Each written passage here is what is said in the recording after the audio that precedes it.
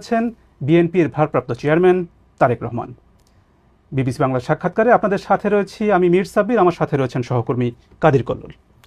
তারেক রহমান, আপনাকে অনেক ধন্যবাদ বিবিসি বাংলার সাথে যোগ দেওয়ার জন্য। আপনাদেরকে অনেক ধন্যবাদ আমাকে কথা বলার সুযোগ করে দেওয়ার জন্য। প্রথমে জানতে চাই আপনি কেমন আছেন, আপনার সময় কেমন যাচ্ছে? আলহামদুলিল্লাহ, আমি শারীরিকভাবে ভালো আছি। সময় তো স্বাভাবিকভাবে ব্যস্তই যাচ্ছে সময়। ফিজিক্যালি হয়তো আমি এই দেশে আছি, বাট মন মানসিকতা সবকিছু মিলিয়ে তো আমি গত 17 বছর ধরে বাংলাদেশেই রয়ে গিয়েছি। আমরা এমন একটা সময় আপনার সাথে কথা বলছি যখন বাংলাদেশ ইতিহাসে একটা গুরুত্বপূর্ণ সন্ধিক্ষণে দাঁড়িয়ে আছে বললে ভুল বলা হবে না। 2024 সালে একটা ঐতিহাসিক গণ অভ্যুত্থানের মধ্য দিয়ে আওয়ামী লীগ সরকারের 1.5 দশকের শাসনের অবসান হয়েছে। আর কয়েক মাসের মধ্যেই বাংলাদেশ একটি নির্বাচনের দিকে এগিয়ে যাচ্ছে। এর মধ্যে আপনি আপনার অনেক দলীয় অনুষ্ঠানে আপনি যোগ দিয়েছেন, কথা বলেছেন, নিয়মিতই কথা বলে যাচ্ছেন, কিন্তু গণমাধ্যমের সাথে আপনি এই দীর্ঘ সময় কথা বলেননি। এতদিন ধরে আপনি কথা বলেননি কেন? ব্যাপারটা বোধহয় এরকম না, ব্যাপারটা বোধহয় একটু ভিন্ন। আসলে আমি কথা ঠিকই বলেছি। আমি দীর্ঘ 17 বছর এখানে আছি এই দেশে প্রবাস জীবনে। তবে আমার উপরে যখন দলের দায়িত্ব এসে পড়েছে, তারপর থেকে আমি গ্রামে গঞ্জে আমার নেতাকর্মী সহ তাদের সাথে বিভিন্ন পর্যায়ে সাধারণ মানুষ যখন যেভাবে অংশগ্রহণ করেছে, আমি সকলের সাথে কথা বলেছি। আপনারা নিশ্চয়ই জানেন, বিগত স্বৈরাচার সরকারের সময় কোর্ট থেকে রীতিমতন একটা আদেশ দিয়ে আমার কথা বলার অধিকারকে বন্ধ করে দেওয়া হয়েছিল। আমি যদি গণমাধ্যমে কিছু বলতে চাইতাম, হয়তো গণমাধ্যমের ইচ্ছা ছিল ছাপানোর, গণমাধ্যম সেটি ছাপাতে পারতো না। আমি একবার প্রেস ক্লাবে কথা বলেছিলাম। তখন পরের দিন দেখলাম যে প্রেস ক্লাবে তখনকার যেই প্রেস ক্লাবের যারা সদস্য ছিলেন বা কমিটি ছিল, তারা তাদের মিটিং ডেকে একটি সভা করে তারা সিদ্ধান্ত নেয় যে তারা তখন আমাকে আইনের দৃষ্টিতে ফেরারি বলা হয়েছিল, যে সেরকম কোনো ব্যক্তিকে তারা প্রেস ক্লাবে কথা বলতে দিবে না। এইভাবে তারা চেষ্টা করেছিল আমার কথা বন্ধ করে রাখতে। আমি কথা বলেছি সামাজিক মাধ্যম সহ বিভিন্ন পন্থায়, আমি পৌঁছানোর চেষ্টা করেছি, আমি ইনশাল্লাহ পৌঁছিয়েছি মানুষের কাছে। কাজে গণমাধ্যমে যে কথা বলিনি তা না, আমি কথা বলেছি, হয়তো আপনারা তখন কথা নিতে পারেননি অথবা শুনতে পারেননি, ইচ্ছা থাকলেও ছাপাতে পারেননি, হয়তো প্রচার করতে পারেননি, কিন্তু আমি বলেছি, আমি থেমে থাকিনি। আমি অবশ্য সাক্ষাৎকারের কথা বলছিলাম, যে প্রশ্নোত্তরের বিষয়টি, মানে বিশেষ করে গত 1 বছরে বাংলাদেশে গণ অভ্যুত্থানের 1 বছর পেরিয়ে গেছে যেমনটা বলছিলাম, এবং অনেকের ধারণা ছিল আওয়ামী লীগ সরকারের পতনের পর আপনি দেশে এসে সশরীরে দলের নেতৃত্ব দেবেন। এবং গত 1 বছরে যে প্রশ্নটা বারবার ঘুরে ফিরে এসেছে এবং এখনো আসছে, যে আপনি এখনো দেশে ফেরেননি কেন? কেন আপনি এখনো দেশে ফেরেননি? কিছু সঙ্গত কারণে হয়তো ফিরাটা হয়ে ওঠেনি এখনো, তবে সময় তো চলে এসছে, মনে হয় ইনশাল্লাহ দ্রুতই ফিরে আসব।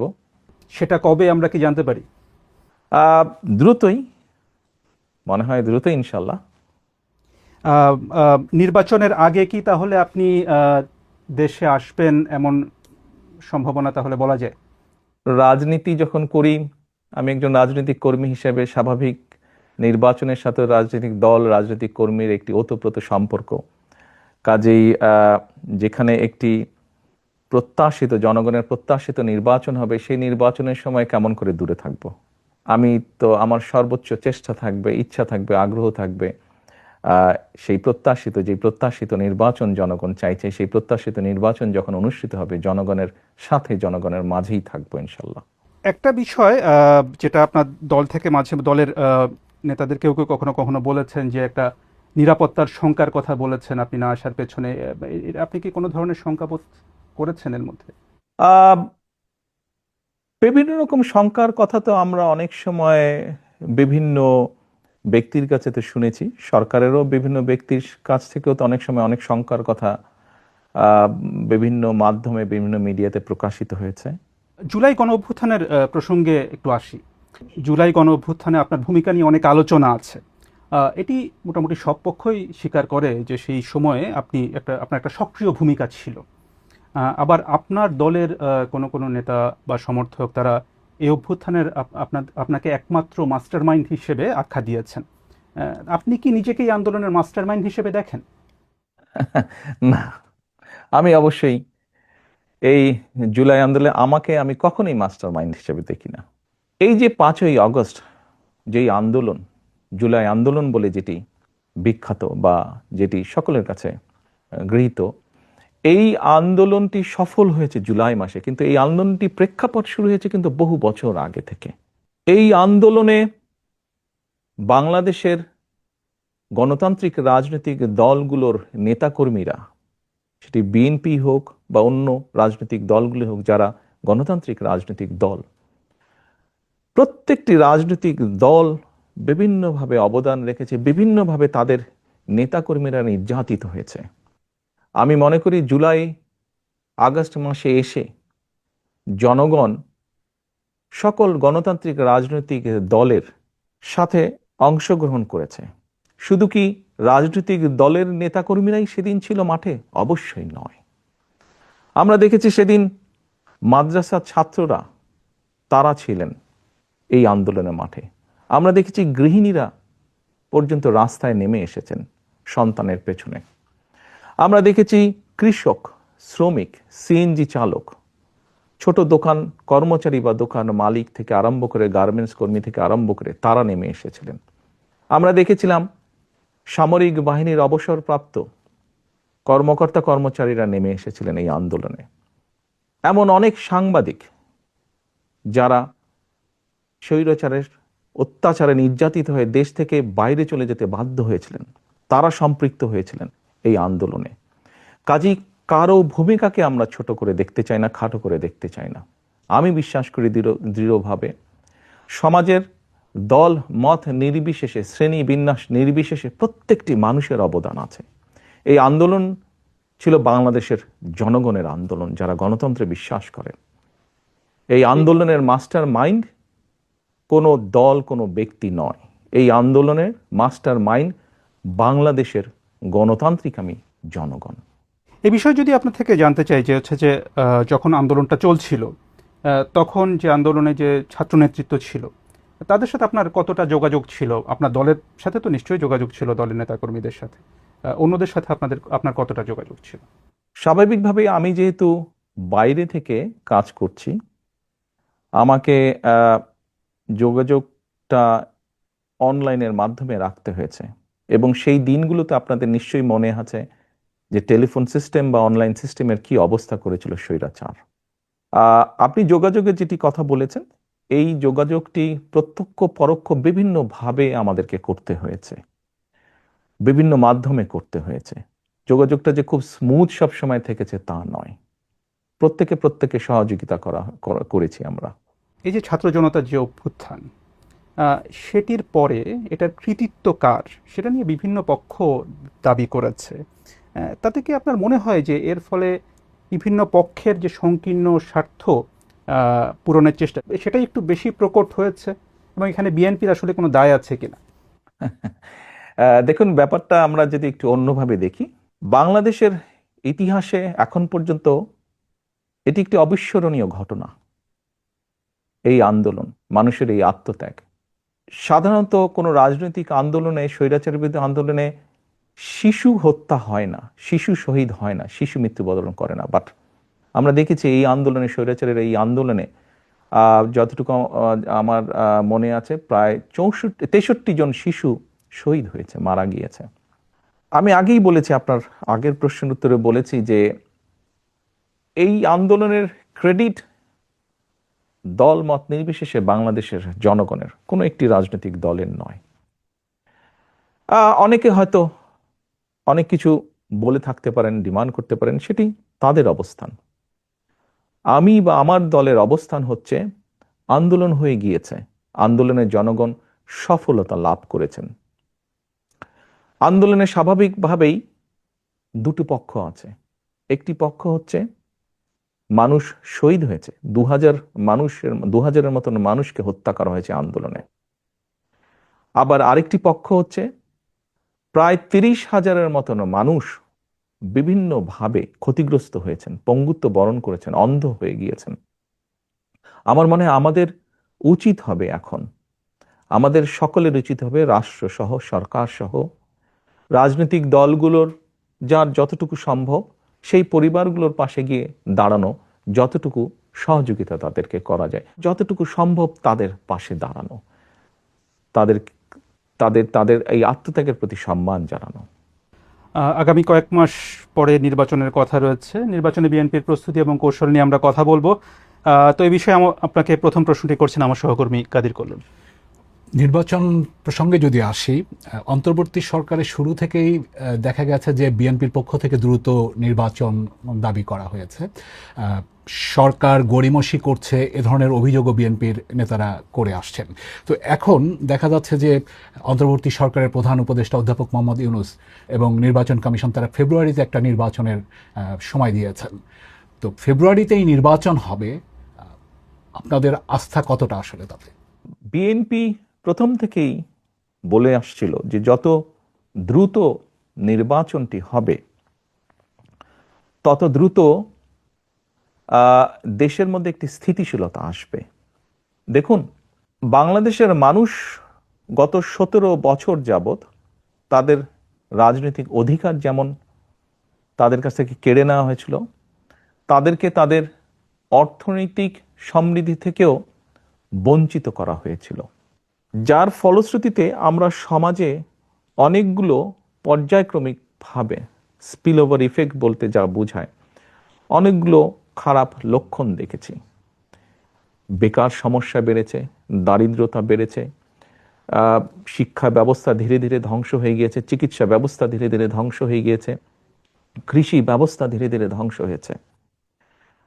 আমরা সেজন্যই বলেছিলাম যে যত দ্রুত নির্বাচন হবে, যত দ্রুত দেশের মালিক যারা অর্থাৎ জনগণ, তাদের কাছে যখন সেই অধিকার ফিরিয়ে দেওয়া হবে, তারা যখন সিদ্ধান্ত নেবে, অর্থাৎ দেশের মালিক যখন সিদ্ধান্ত নেবে দেশ কারা কিভাবে পরিচালিত করবে, তত দ্রুত দেশে স্থিতিশীলতা ফিরে আসবে। কারণ প্রকৃতভাবে নির্বাচিত একটি সরকার অবশ্যই জনগণের যেই চাওয়া, অর্থাৎ জনগণ যেভাবে চায় সেই বিষয়গুলোকে তারা অ্যাড্রেস করবে।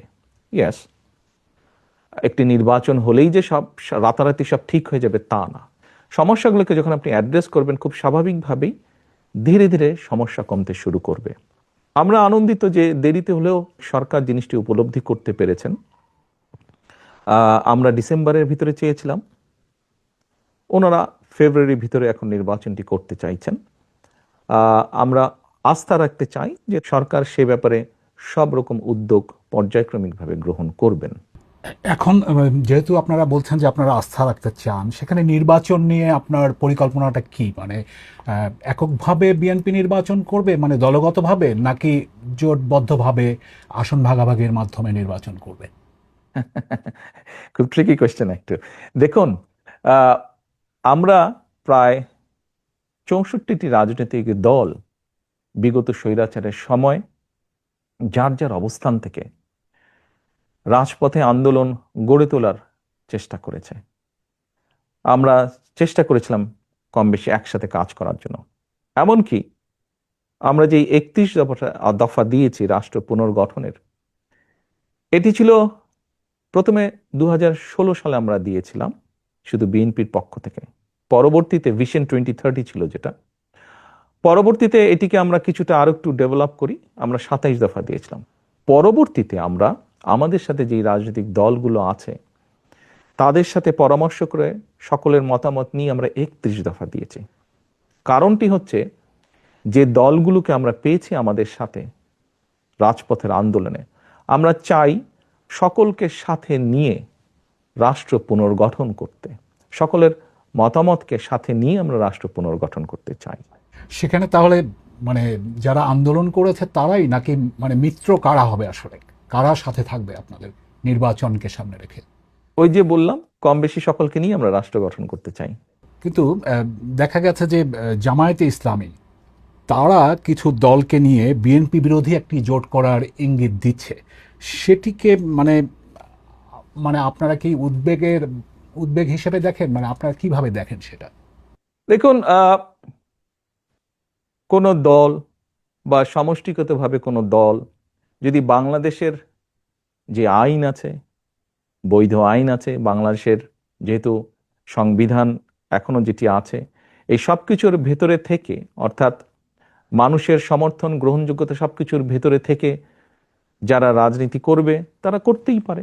এটাতে তো কোনো সমস্যা বা উদ্বেগের কোনো কারণ আমি দেখি না। সেখানে যদি তারা একটি আলাদা জোট করে, সেটি কি আপনাদের জন্য কোনো চ্যালেঞ্জ তৈরি করবে? না, কেন? ইলেকশন হলে তো ইলেকশনে প্রতিযোগিতা থাকতেই পারে, প্রতিদ্বন্দ্বিতা থাকতেই পারে, এতে উদ্বেগের কি আছে? বিএনপি তো আগেও নির্বাচন করেছে, বিভিন্ন সময় বিএনপি নির্বাচন করেছে, কম্পিটিশন করেই বিএনপি নির্বাচন করেছে, প্রতিযোগিতা করেছে, উদ্বেগের কিছু নাই তো। মনোনয়নের প্রশ্নে যদি আসি, সেখানে আপনাদের কৌশলটা কি হবে? এর আগে বিভিন্ন সময় নির্বাচনগুলোতে মানে পেশি শক্তির প্রভাব, টাকার প্রভাব, পারিবারিক বিষয় বিবেচনা, এই বিষয়গুলো বিভিন্ন সময় অভিযোগ আছে। এবার ভিন্ন কি হবে আসলে?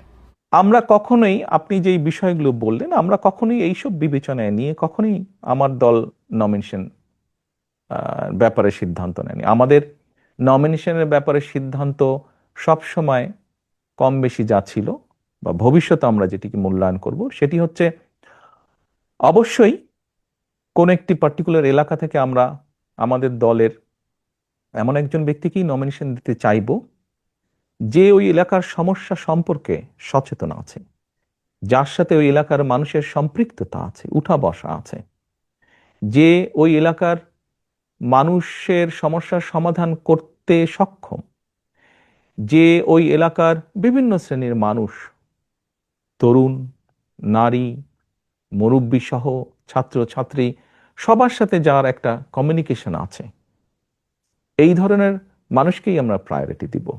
খুবই স্বাভাবিক। অর্থাৎ যার প্রতি জনসমর্থন আছে, যে জনসমর্থনকে তার সাথে রাখতে পারে, জনগণের যার প্রতি সমর্থন আছে, সেরকম মানুষকে দেখেই আমরা নমিনেশন দেব। সেখানে তৃণমূলের মতামত কতটা প্রাধান্য পাবে? অভিযোগ যে তৃণমূলের মতামত প্রাধান্য কম পায়। না, ব্যাপারটা এরকম না। দেখুন, গণতন্ত্রে স্বাভাবিক, যেখানেই গণতন্ত্র আছে সেখানে মতামত থাকতেই পারে, বিভিন্ন রকম মতামত, অভিযোগ। হয়তো এক জায়গায় 50 জন আছে, 50 জনের মধ্যে 30 জন একটি কথা বলছে, 15 জন একটি কথা বলছে, বাকি সংখ্যক ব্যক্তি আরেকটি কথা বলছে। তাহলে আপনি কি বলবেন যে মতামত না হচ্ছে? না, না, স্বাভাবিকভাবেই যেখানে আমরা মেজরিটির যেটা মতামত পাবো এলাকার মানুষের কম বেশি, আমরা তো আমাদের মতন করে খোঁজ করছি, সেটি তৃণমূলই হোক বা সেটি সাধারণ মানুষের হোক। এখানে একটি বিষয় উল্লেখযোগ্য,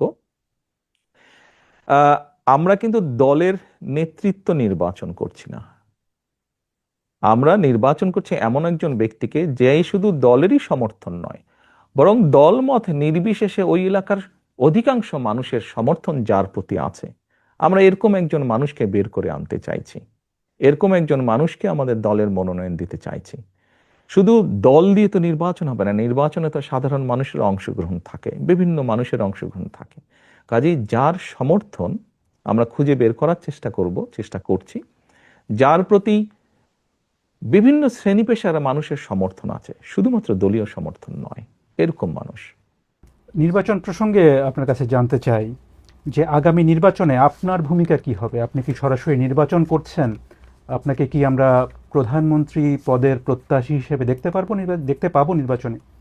আমার মনে হয় আপনি প্রথম দিকে বোধহয় একটা প্রশ্ন করেছেন, আমি ওখানে বলেছিলাম যে স্বাভাবিক, আমি একজন রাজনৈতিক দলের সদস্য, একজন রাজনৈতিক কর্মী। আমি নির্বাচনের সাথে তো রাজনৈতিক দল এবং রাজনৈতিক কর্মীর ওতপ্রোত সম্পর্ক। কাজেই নির্বাচন যেখানে একটি মানে জনগণের সম্পৃক্ত এরকম একটি নির্বাচন হবে, সেখানে তো অবশ্যই আমি নিজেকে দূরে থাকতে পারবো না, আমাকে আসতেই হবে।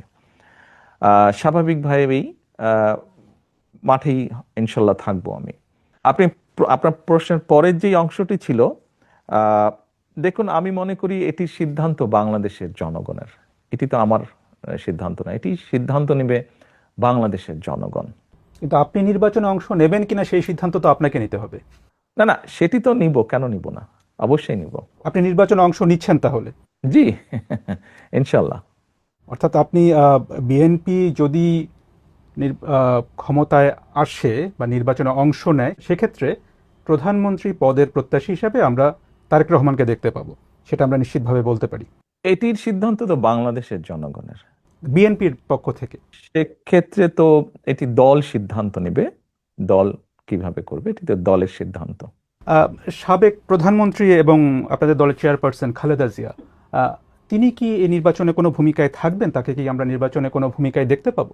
আপনি এমন একজন মানুষের কথা বলেছেন, যেই মানুষটি বাংলাদেশের গণতন্ত্র যতবার গণতান্ত্রিক অধিকার, জনগণের গণতান্ত্রিক অধিকারকে হরণ করা হয়েছে, প্রতিবার উনি অবদান রেখেছেন সেই গণতন্ত্রকে পুনঃপ্রতিষ্ঠিত বা পুনরুদ্ধার করার জন্য।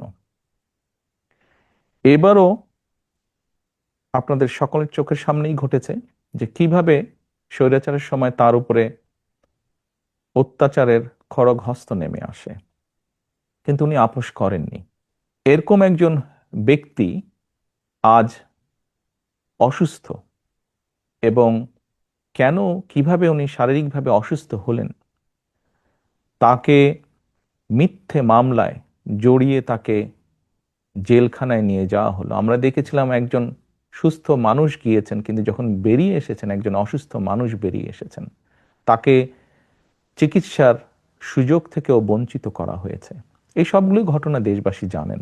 তারপরেও যে মানুষটির এত বড় অবদান রয়েছে বাংলাদেশের গণতন্ত্রকে প্রতিষ্ঠিত করার, আমি সেই দলের একজন কর্মী হিসাবে বিশ্বাস করি বা বিশ্বাস করতে চাই, গণতন্ত্রকে পুনঃপ্রতিষ্ঠিত করার প্রথম পদক্ষেপ হিসাবে যেই প্রত্যাশিত, জনপ্রত্যাশিত যে নির্বাচনটি অনুষ্ঠিত হতে যাচ্ছে, ওনার শারীরিক সক্ষমতা যদি অ্যালাউ করে ওনাকে, নিশ্চয়ই উনি কিছু না কিছু ভূমিকা রাখবেন। সেটা কি নির্বাচনে অংশগ্রহণ হতে পারে? এইটি আমি এখনো বলতে পারছি না। আমি মাত্রই বললাম যে ওনার শারীরিক ফিজিক্যাল এবিলিটির উপরে বিষয়টি কিছুটা হলেও নির্ভর করছে। এ প্রসঙ্গে প্রশ্ন চলে আসে বিএনপির ভবিষ্যৎ নেতৃত্ব নিয়ে। আপনার বাবা সাবেক প্রেসিডেন্ট জিয়াউর রহমান বিএনপি প্রতিষ্ঠা করেছিলেন। আপনার মা সাবেক প্রধানমন্ত্রী খালেদা জিয়া, তিনি 4 দশক বিএনপির নেতৃত্ব দিয়েছেন। এখন আপনি বিএনপির নেতৃত্বে রয়েছেন, কার্যত দলের নেতৃত্বে রয়েছেন আপনি।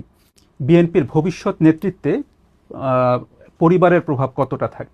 দেখুন, বিষয়টিকে আমি একটু তাহলে অন্যভাবে উপস্থাপন করি। সব রকম সকলের মতামতের প্রতি শ্রদ্ধা রেখেই আমি বলতে চাইছি। দেখুন, একজন চিকিৎসকের সন্তান যখন চিকিৎসক হয়, তখন সে ভালোও করে, সে খারাপও করে। একজন লয়ারের সন্তানও দেখা যায় যে অনেক সময় বাবা মায়ের মতন ভালো লয়ার হয় অথবা হয় না। রাজনীতিবিদদের ক্ষেত্রে অনেকের সন্তান পলিটিক্সে এসেছে, সবাই কি ভালো করেছে? সবাই ভালো করেনি। কেউ কেউ করেছে, কেউ কেউ করতে পারেনি ভালো। আপনি যদি আমাকে ইঙ্গিত করে থাকেন, তাহলে এইভাবে আমি বলবো যে দেখুন, আমরা দেখেছি বাংলাদেশের মতন দেশে রাজনীতি যারা করেন, বিগত 17 বছরে দেখেছি, তার আগেও আমরা দেখেছি রাজনীতিবিদরা রাজনীতি করতে গিয়ে বিভিন্নভাবে হ্যারাসমেন্টের শিকার হন, মিথ্যে মামলার শিকার হন। আমাদের বহু নেতাকর্মী শারীরিক নির্যাতনের শিকার হয়েছে, জেল জুলুম খেটেছে, ঘর বাড়ি ভেঙে দেওয়া হয়েছে। যেই কয়টা উদাহরণ দিলাম আমি মাত্র, আপনি কি বলতে পারবেন এর কোনোটার মধ্যে দিয়ে আমি যাইনি? এর প্রতিটার ভেতর দিয়ে আমি গিয়েছি, প্রত্যেকটা স্তর পার করে এসেছি। আমি শারীরিকভাবে নির্যাতিত হয়েছি, যেই নির্যাতনের চিহ্ন এখনো কখনো কখনো আমাকে সহ্য করতে হয়। জেল জুলুম খেটেছি, আমি বিভিন্নভাবে মিথ্যা অপপ্রচারের শিকার হয়েছি। আমি সবকিছুর ভিতর দিয়ে আমি পেরিয়ে এসেছি। কাজেই এই জন্য এই কথাগুলো আমি বললাম যে রাজনীতি পরিবারীকরণ হয় না, এটি সমর্থনের ভিত্তিতে হয়। কাজেই যে অর্গানাইজ করে জনগণকে ঐক্যবদ্ধ করে, দলকে ঐক্যবদ্ধ করে সামনে এগিয়ে যেতে পারবে, সে এগিয়ে যেতে পারবে। কেউ যদি এগিয়ে যেতে না পারে, তাহলে সে এগিয়ে যেতে পারবে না। সময় পরিস্থিতি সবকিছু প্রমাণ করে দিবে, বলবে। আপনার স্ত্রী বা কন্যা বা আপনার পরিবারে যারা আছেন, তারা রাজনীতিতে আসবেন কিনা এটা নিয়ে কিন্তু ব্যাপক আলোচনা হয় কিন্তু রাজনীতিতে। তো এই ধরনের কি কোনো সম্ভাবনা আছে, বা তারা আগ্রহী কিনা রাজনীতিতে আসার ব্যাপারে? আমি ওই যে বললাম সময় পরিস্থিতি বলে দিবে ওটা।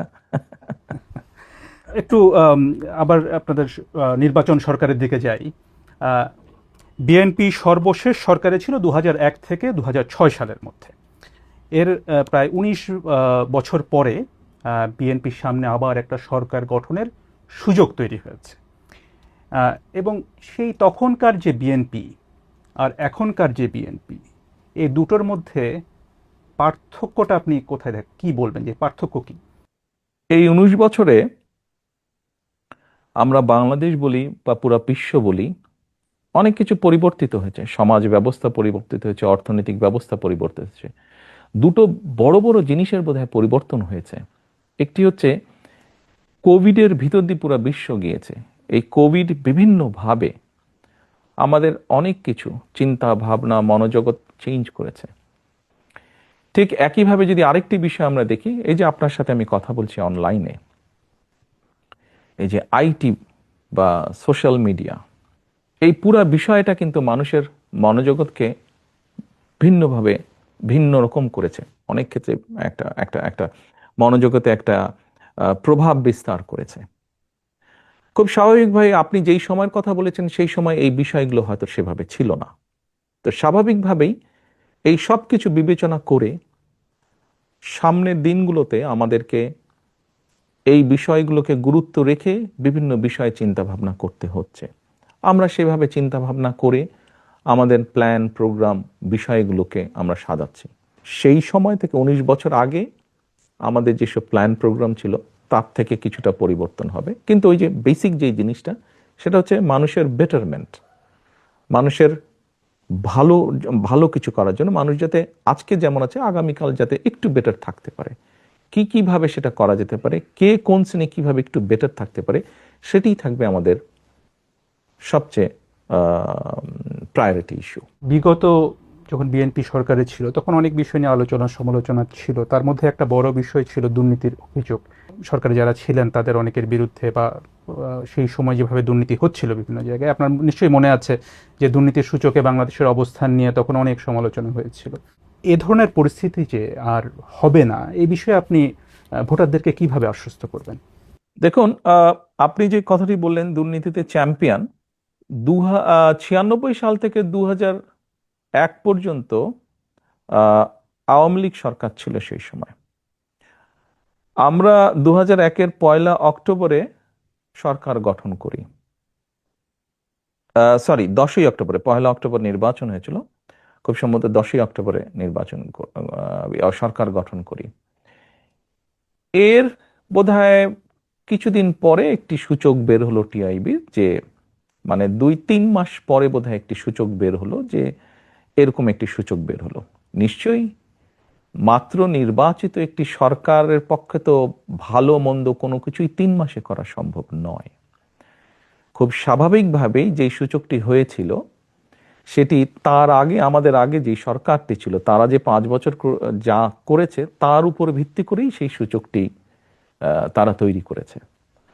আপনি যদি 2001 থেকে 2006 অর্থাৎ বিএনপি সরকার গঠন করার পরে বিএনপি তত্ত্বাবধায়ক সরকারের কাছে যখন হ্যান্ডওভার করে দিল, আপনি যদি সেই সংস্থা টিআইবি নামক সেই সংস্থাটার রিপোর্টই যদি আপনি দেখেন, তাহলে দেখবেন পর্যায়ক্রমিকভাবে, কিন্তু এটি আমার কথা না, এটি তাদের পরিসংখ্যানের কথা, পর্যায়ক্রমিকভাবে কিন্তু নেমে এসেছে।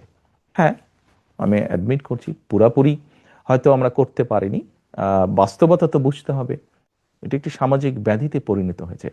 কাজেই এইটি মানুষকে বুঝিয়ে বুঝিয়ে বুঝিয়ে বুঝিয়ে আস্তে আস্তে করতে হবে, জিনিসটি সময় লাগবে। আমি এখন যত কথাই বলি না কেন, বাস্তবতা হচ্ছে এই বিষয়টি যেহেতু সময় লাগবে, আমাদেরকে কাজ দিয়ে প্রমাণ করতে হবে।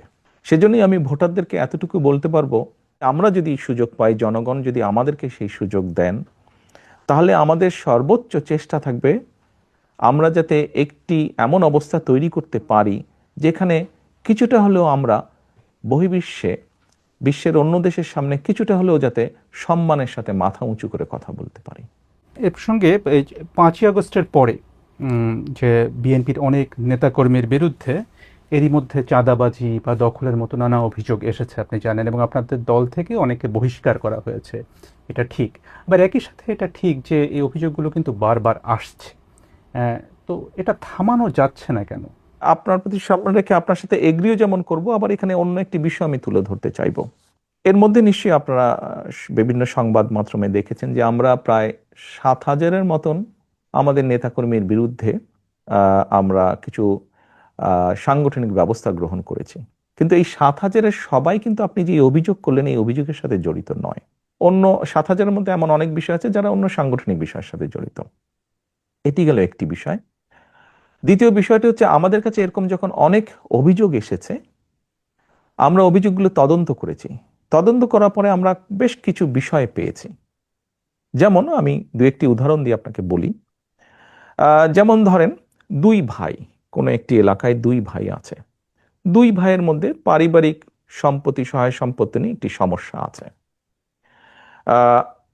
এক ভাই বিগত যে স্বৈরাচার, পলাতক স্বৈরাচার, তাদের কারোর সাথে এক ভাইয়ের খুব ভালো সম্পর্ক। তার ফলে সে সেই স্বৈরাচারের যে দোসর, যার সাথে এই এক ভাইয়ের সম্পর্ক, সে তার ইনফ্লুয়েন্সটি ব্যবহার করে অন্য ভাইয়ের সম্পত্তিও জোর করে দখল করে রেখেছে। এখন 5 তারিখের পরে যে ভাই স্বৈরাচারের দোসরকে ব্যবহার করেছিল, সেই দোসরও তো পালিয়ে গিয়েছে। তো স্বাভাবিকভাবেই সেই ভাই এখন আর শেল্টার পাচ্ছে না। তো অন্য যার সম্পত্তি জোর করে রেখে দিয়েছিল অন্য ভাইটি, সেই অন্য ভাইটি স্বাভাবিকভাবে তার হক আদায় করতে গিয়েছে বা হক বুঝে নিতে গিয়েছে। এখন অ্যাক্সিডেন্টলি বা ইনসিডেন্টলি যে ভাই এতদিন ভাবে বঞ্চিত ছিল সম্পত্তি থেকে, সেই ভাই বিএনপি করে, বিএনপির কোনো একজন কর্মী বা স্ট্রং সমর্থক বা নেতা যেটাই হোক, চাপিয়ে দিল, অভিযোগ তুলে দিল অন্যজন যে বিএনপি দখল করতে গেছে, বিএনপির নেতাকর্মী দখল করতে। এরকম ঘটনা আমরা প্রচুর পেয়েছি। আবার আরেকটি আমি উদাহরণ দেই, যা সত্য, যা বাস্তব।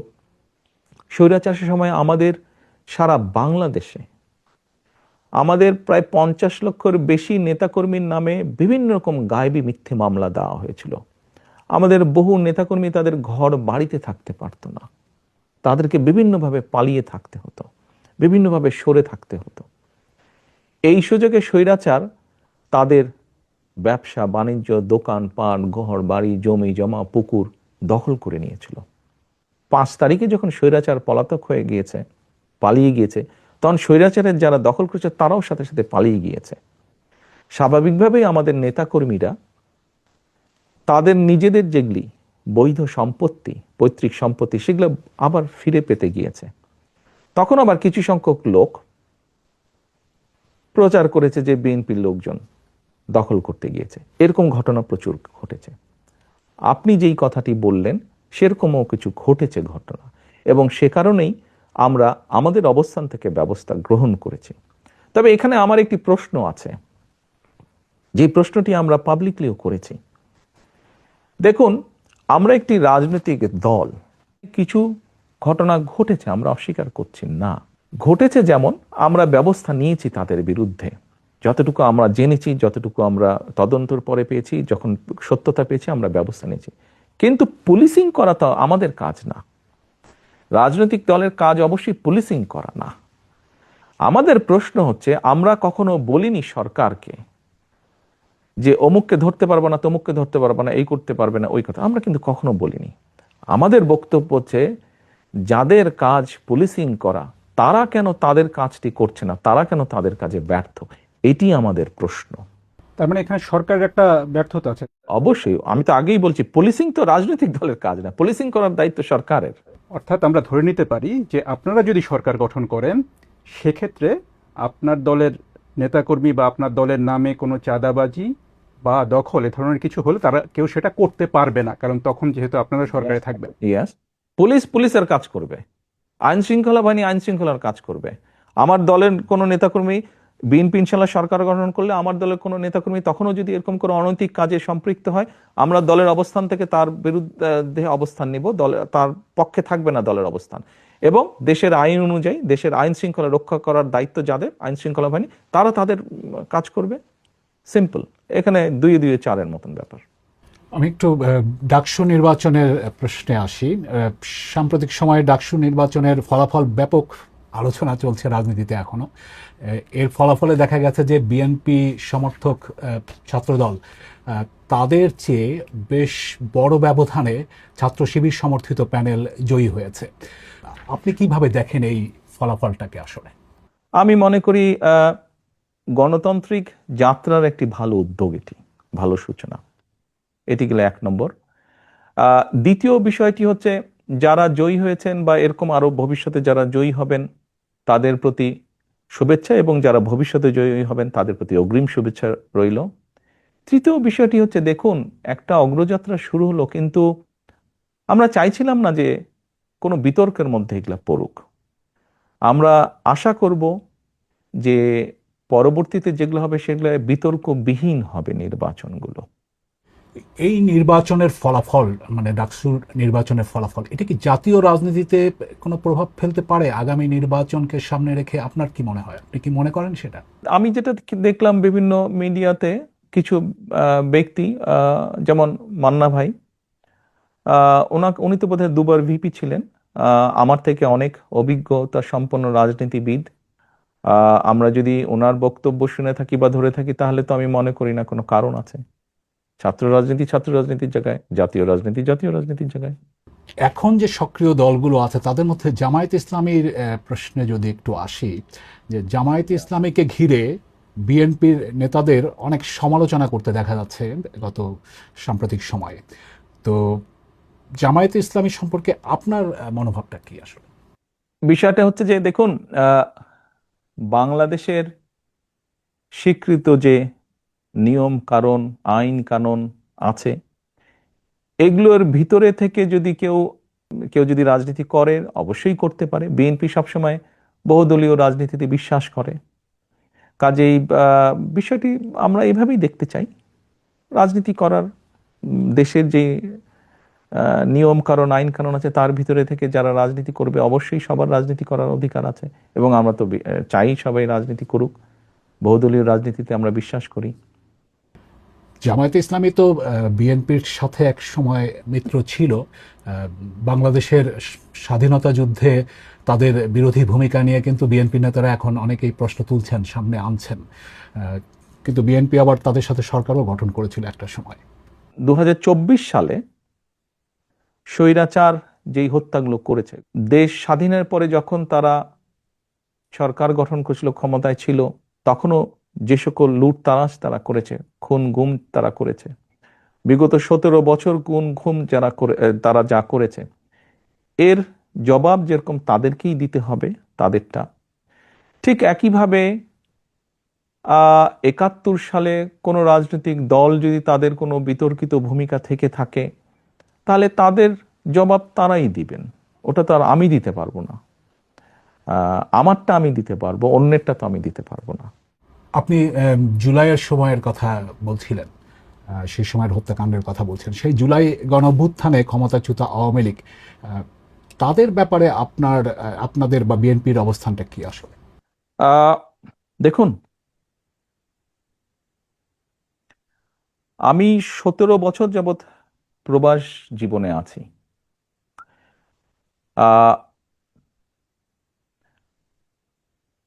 111 তথাকথিত 111 সরকারের সময় যেই শারীরিক নির্যাতন আমার উপরে হয়েছিল, তারপরে চিকিৎসার জন্য আমি এই দেশে আসি।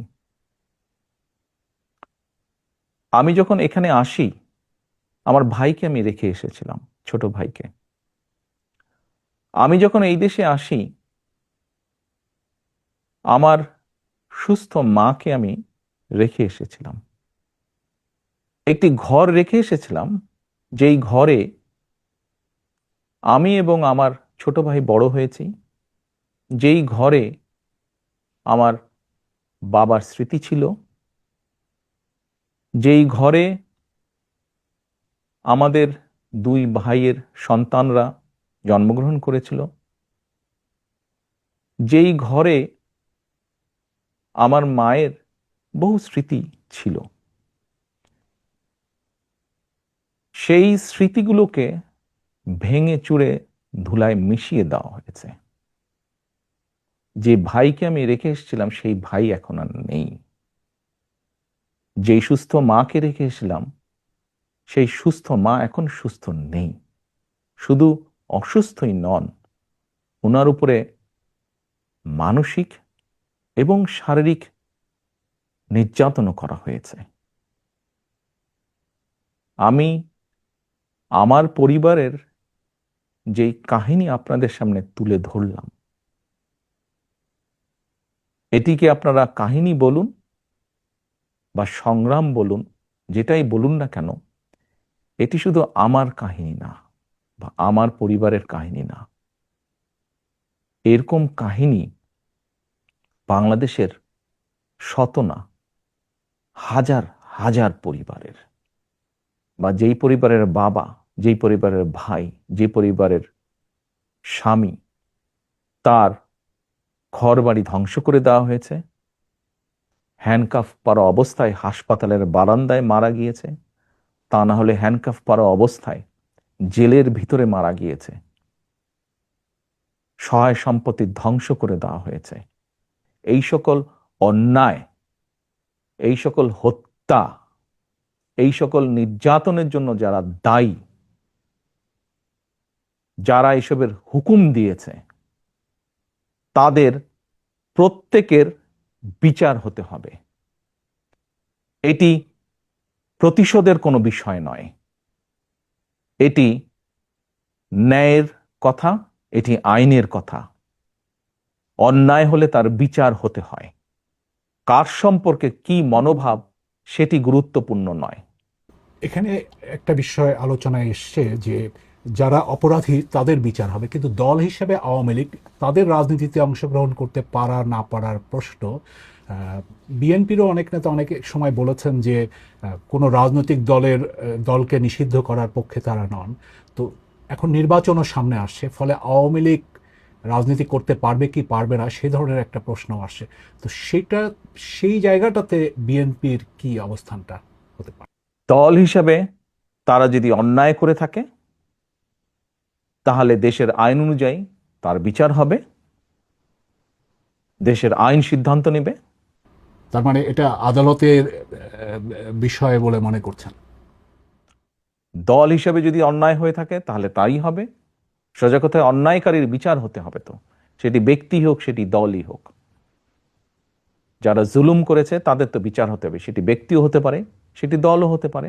আপনি ব্যক্তিগতভাবে কি মনে করেন, আওয়ামী লীগের কি বাংলাদেশের রাজনীতিতে থাকা উচিত নাকি না? আমার মনে হয় আপনার কোনো কোনো প্রশ্নের উত্তরে আমি মনে হয় বলেছিলাম যে আমরা রাজনীতি করি জনগণের জন্য। আমরা বিভিন্ন সময় আমরা বিশ্বাস করি এবং বিভিন্ন সময় আমরা বলিও, আমরা বিএনপি আমরা যারা করি আমরা বলিও যে আমাদের রাজনৈতিক সমকল ক্ষমতার উৎস জনগণ। আমি দৃঢ়ভাবে বিশ্বাস করি এবং বিশ্বাস করতে চাই যে দলের ব্যক্তিরা বা যে দল মানুষ হত্যা করে, মানুষ গুম করে, মানুষ খুন করে, দেশের মানুষের অর্থ সম্পদ লুটপাট করে বিদেশে পাচার করে, জনগণ তাদেরকে সমর্থন করতে পারে বলে আমি মনে করি না। জনগণ যদি সমর্থন না করে কোনো রাজনৈতিক দল বা রাজনৈতিক সংগঠনকে, তাদের টিকে থাকার তো কোনো কারণ আমি দেখি না। যেহেতু জনগণের শক্তিতে আমরা বিশ্বাস করি, জনগণের সিদ্ধান্তে আমরা বিশ্বাস করি, জনগণের সিদ্ধান্তের উপরে আমরা আস্থা রাখতে চাই, এই বিষয়ের সবচেয়ে বড় বিচারক আমি মনে করি জনগণ। বিএনপির ভারপ্রাপ্ত চেয়ারম্যান তারেক রহমানের সাথে বিবিসি বাংলার সাক্ষাৎকারের এটি ছিল প্রথম পর্ব। দ্বিতীয় পর্বটি পেতে নজর রাখুন বিবিসি নিউজ বাংলার ইউটিউব চ্যানেল এবং ফেসবুক পাতায়।